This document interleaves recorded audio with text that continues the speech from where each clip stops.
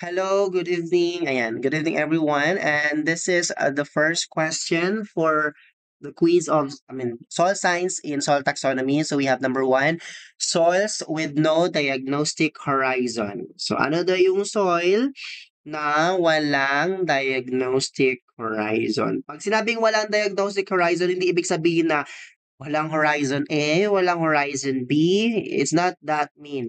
So pag sinabing no diagnostic horizon, meaning wala siyang kasama or wala siyang, kumbaga, let's say, alone lang siya, horizon A, gano'n. Alone lang din siya, horizon B. Gano'n. Pero wala naman akong narinig na horizon B lang alone. So far, pag sinabing no diagnostic horizons, meaning this soil order is um, horizon A lang talaga siya meron. Okay, horizon A. It's either horizon A with a C or horizon A with the R. Okay? Horizon C, ibig sabihin po malapit na siya sa bedrock. Okay? Or na-reach na din niya po yung water table. Pag ganon. Okay? So what's the correct answer for this?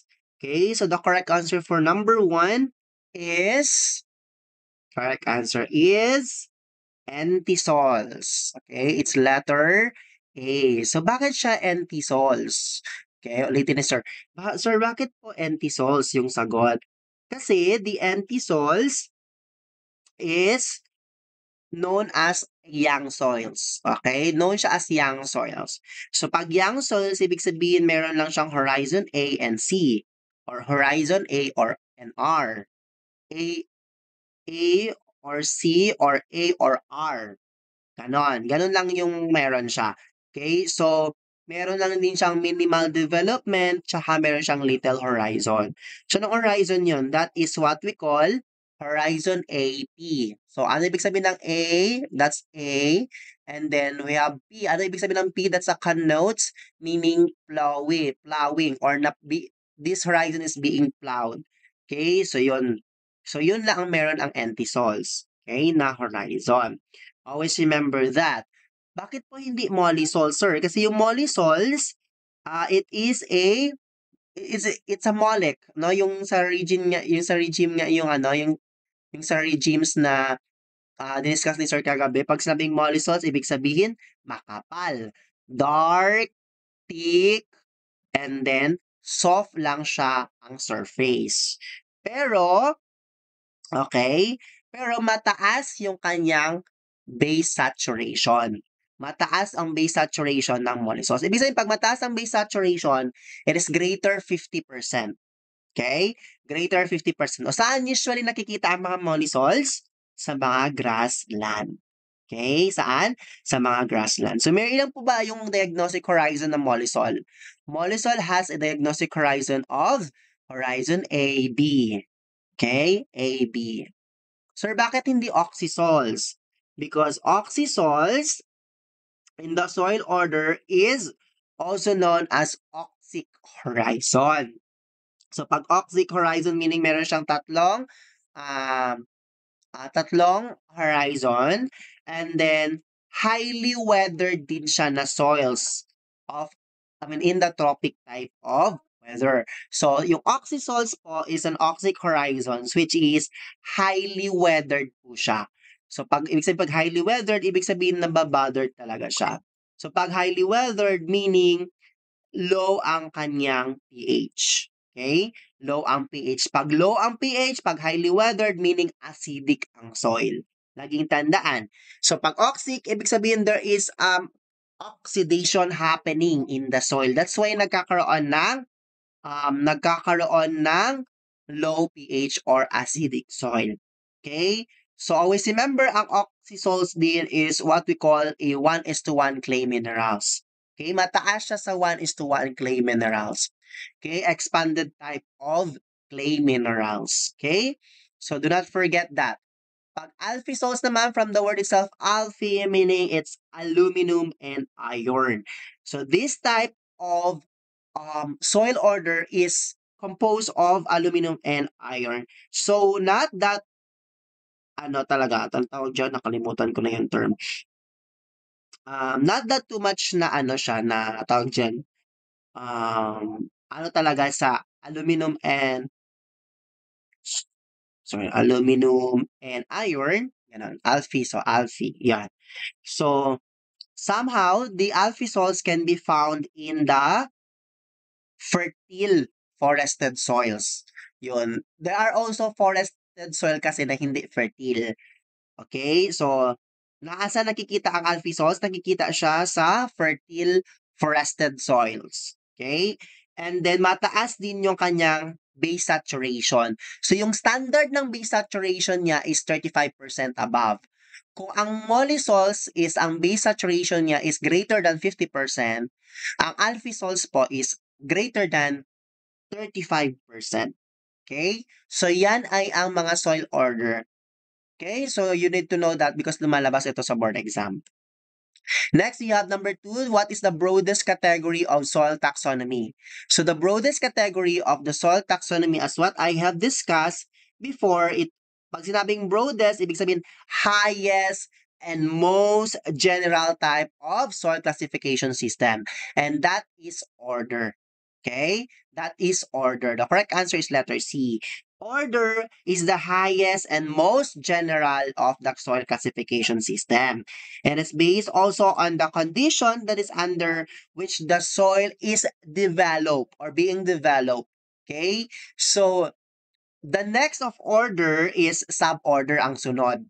Okay? So, the suborder is also similarities with the soil formation of it's either wet or dry siya. Okay? And then sa pagkatapos ng suborder, meron tayong grade group. Yon. Sunod naman ang order, suborder, grade group, and then lastly, we have family. Actually, ang pinaka-specific na term, specific na category of soil taxonomy is series. Okay? Series. Soil series. Okay? So we have soil order, suborder, grade group, family, and then we have the series. Okay? Number 3, soils which are predominantly montmorillonitic or montmorillonite. That is actually a clay mineral. So, pag sinabing montmorillonite, ibig sabihin pag dry ang soil, yun, crack siya, nagka-crack, malaki ang mga cracks niya, and then there is actually a centimeter na chine-check kung ano talaga siya, tawag dyan on, kung hanggang saan yung crack niya, gaano kalalim din. Okay? So that is actually common here in the Philippines. So laging tandaan 'yan, okay? Okay, so now let's proceed to the question. Sorry. According to this question, which soils which are predominantly montmorillonitic. So always remember pag montmorillonite, that is an expanding type of soil, clay soil mineral. Okay? So okay, so the correct answer here is vertisols. Okay? The correct answer is vertisols. So bakit vertisols yung correct answer for that? Always remember na ang vertisols ay inverted. Ano ibig sabihin ng inverted? Nag-change, no? Nag-change. And then mataas din ang clay content ng vertisols. Kaya nagshi-shrink siya, malaki yung kanya large shrink swell, malaki yung crack, and at the same time, yung potential niya mag-crack, and then malaki din yung potential na nagche-change siya, whether pag nagwe-wet, malaki talaga yung crack, no? Pag nagda-dry pala, pag nagda-dry, malaki yung ano, malaki yung tawag diyan, malaki yung crack or nagsuswelling talaga siya. Pag wet naman is yun, meron din siyang characteristics na which is more renotic talaga siya. Okay? So it's like plasticity, yon, stickiness niya, isa din yon. Okay? Always also remember that vertisol is one of the tawag diyan, nakalimutan ko yung term nun. Not that common here in the Philippines, pero when it comes to montmorillonite, popular yan dito sa Pilipinas. Pero not all the soil here in the Philippines is vertisols. Okay? Laging tandaan yan. Next, we have number 4. a system of soil classification used in the Philippines based on the concept of precisely defined selected horizon for classifying soil profiles. As what I have said, always remember pag sinabing classifying or classification, it means that you are organizing the things no that you are doing para ma-identify mo agad siya kung alin ba siya, no, saan ba siya nabibilong. Okay, so that is what we call the correct answer for number 4 is letter B, that is soil taxonomy. Kasi nga, the definition of soil taxonomy is you are classifying or organizing the soil orders para malaman mo kung saan sila nabibilong. So we have orders, 'di ba? Subgroup, we have that great groups, family, series. So there are what we call the category of soil taxonomy. So the correct answer for number 4 is letter B, soil taxonomy. Number 5, soils with molic epipedon and base saturation percentage that is greater 50%, meaning the base saturation of this type of soil order is greater or mataas yung kanyang saturation base, greater than 50%. So the correct answer here is, pag sinabing molic, automatic na po yan, that is molisol.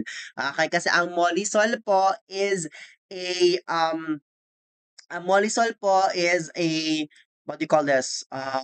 Soil temperature regime that that's not warm ha, hindi siya warm. Mataas, minsan tumataas yung temperature niya, kaya greater than 50%. Pag greater than 50% po, ibig sabihin mataas po yung temperature niya. Okay, so that's molisol. Number 6, soil with greater than 30% clay to 50 centimeter, meaning there is a base saturation of 30%. Cracks greater than 1 centimeter wide at 50 centimeter have jugai, slick and slides, and wedge-shaped pads. So what's the correct answer for this? The correct answer is okay. So the correct answer is what I have said. Pag sinabi nagkaroon ng mga cracks, yan, slick and slides, pag giljay po, yung katulad pag nagda-dry, lumalabas yung ano, yan, cracks. Again, then we have pag giljay also, pag wettiness, no, stickiness, plasticity, and then wedge shape niyang pads niya. So that is what we call vertisols. Okay, laging tandaan. Cracks, yan, vertisols agad na sa isipan. Okay, number 7, soils with a warm temperature. Pag warm, ibig sabihin mababa ang base saturation percentage. Okay? And an argillic horizon. Under argillic horizon. By the way, nakita ko na pala yung diagram nito. So, I will be sharing that sa ating private GC. Okay. Or fragipan with clay skins greater than 1 millimeter thick and the BSP is less than 35%. So, we only have, okay, 15 minutes. So, bakit yan ganyan si sir hindi ako nag-upgrade because nililimit ko kasi yung oras na ano na nagdi-discuss ako guys kasi minsan umabot ako ng 1 hour which is yung nanonood matutulog na lang. Okay? And then pag ina-upload din siya sa YouTube, hindi siya mahaba at matagal. So mas maganda kasi every 30 minutes ang recordings. Okay, yon. So we have soils with a warm temperature regime and argillic horizons or fragipan with clay skins greater than 1 millimeter thick, and we have the BSP which is less than 35%. Pag mababa ang base saturation, that means, pag mababa ang base saturation, mababa din ang soil pH. Pag mababa ang soil pH, ibig sabihin, acidic ang soil. Alin dyan ang acidic ang soil? That is oxysol. Okay, that is oxysol because there is an oxidation happening in the soil. Okay, so kaya yan siya, ang sagot ay oxysol. Kasi mababa ang base saturation. So, pag mababa ang base saturation, mababa din ang pH ng soil. Pag mababa ang pH ng soil, ibig sabihin po, acidic ang soil. Yan, very good.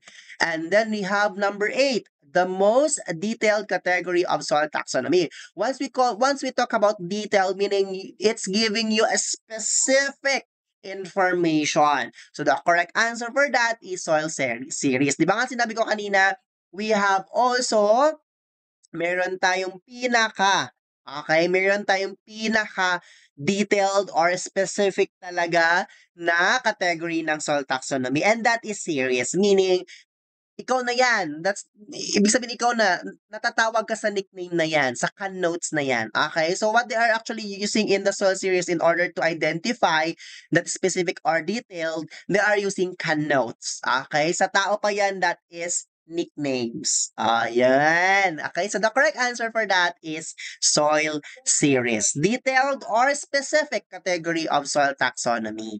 Number 9, a square meter of land dug to a depth. Ibig sabihin, lalim that nearly touches the bedrock. Meaning, nearly malapit na matouch ang bedrock.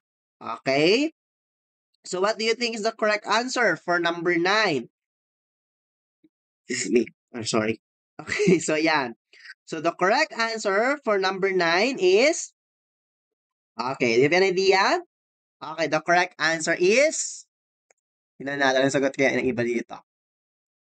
Okay, sagot nila is letter D, correct. It's pedon. Okay, and also, do not forget that pedon is also known as the smallest unit of soil.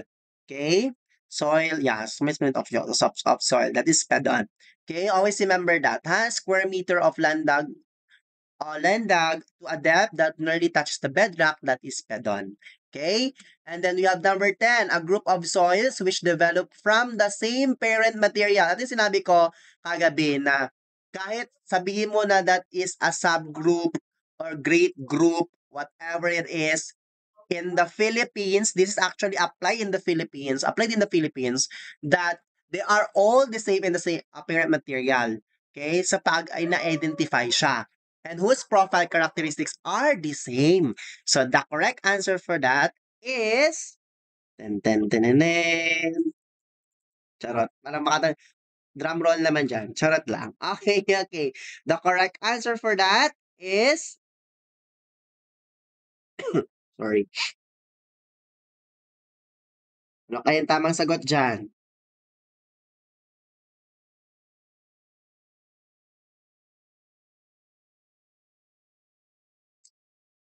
Nawala na tuloy ako.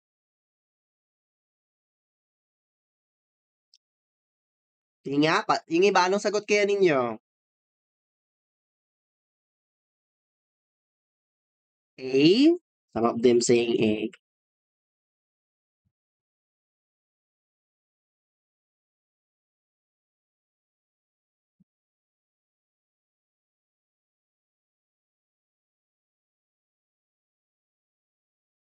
Okay.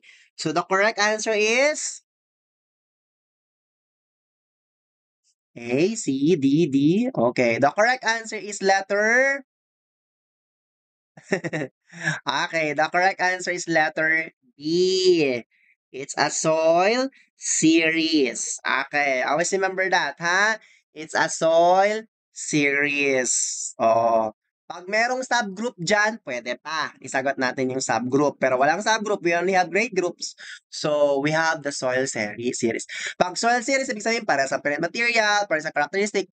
Pag parehas po yung parent material, parehas po yung profile ng characteristics nila, meaning, they are giving you specific and detailed information. Yun po yun. Okay? So I have here a bonus question. If someone you can answer, you can put your answers doon sa chat box. And then, if you can answer this, those who are not enrolled in my private class, let's see kung sino yung makasagot, you can join us tomorrow. Introducing the entomology. Okay, this is the question. Materials not ready sources of available nitrogen for plant uptake. I'll give you 3 minutes to answer this. This is under soil chemistry. Yan, chemical composition. Yan. Materials not ready sources of available nitrogen for plant uptake. So I want you to put your answers in the chat box.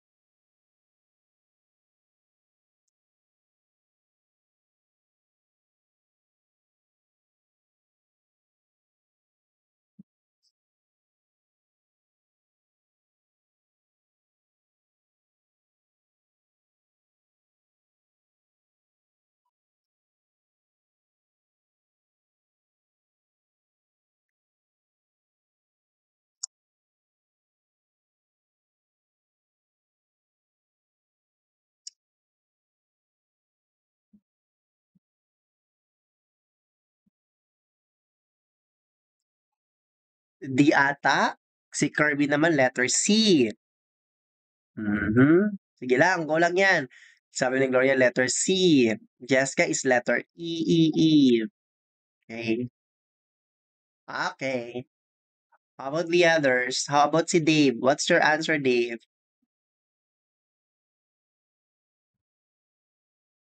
B. Kami na volatilization. Okay. Volate. Okay. Okay, what do you think is the correct answer? Okay, so, okay, discuss na ni sir, okay? Always remember that during the plant uptake, kailangan po merong availability ng mga minerals. So, the very important na isa sa mga materials needed or mineral needed is the nitrogen. We know that. Okay, that's very important. Now, the question is regarding on the not ready resources of available nitrogen, meaning this type of nitrogen is needed to be converted into inorganic in order to be or in order to have availability for plant uptake. Okay? So yun ang mangyayari, yun ang question doon. Okay? So ibig sabihin this type of question hindi pa siya nitrogen. Hindi pa siya ready for plant uptake. Meaning, nasa organic material pa lang siya that needs to be converted into inorganic. So what is that? Organic converted to inorganic. The correct answer is letter C. That is immobilization. Okay? So the correct answer is letter C. You got the correct answer. Okay, so we have Gloria, we have Kirby, Chili, got the correct answer. Very good. Chara sa'yo. Okay, you have Kirby, chara sa'yo. Chokahamnida. Gloria, yeah, chara sa'yo. Very good. So, yung nakatamang sagot, um, chat ko kayo sa GC para i-chat ko kayo sa link for tomorrow. Ayun. So, we have Gloria, Kirby, and then si Chili. Ayan. Very good. So, those who are not enrolled to my private class, so we have Kirby and we have also si Gloria. Okay. Again, pag sinabing materials not ready sources of available nitrogen for plant uptake, meaning si organic po ay magko-convert na po siya muna into inorganic because we know naman nitrogen is an inorganic. Pag inorganic po, ibig sabihin ready na po yan for plant uptake. Nagets po ninyo? Ibig sabihin, pag hindi pa siya ready, sabi nga dito, not ready sources of available nitrogen, meaning organic matter pa lang siya. Ay, nakapasok na naman ang aso ko. Kulit. Dun. Okay, sorry. Okay, so that is the correct answer is immobilization. What do you call naman yung converting inorganic to organic? That is, you can answer. What do you call that? If the conversion of organic to inorganic is immobilization, what do you call also the conversion of inorganic to organic? Very good. That is mineralization.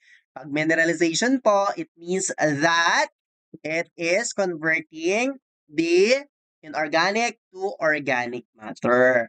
Okay? So meaning pag ganon, the nitrogen is not available for plant uptake. Okay?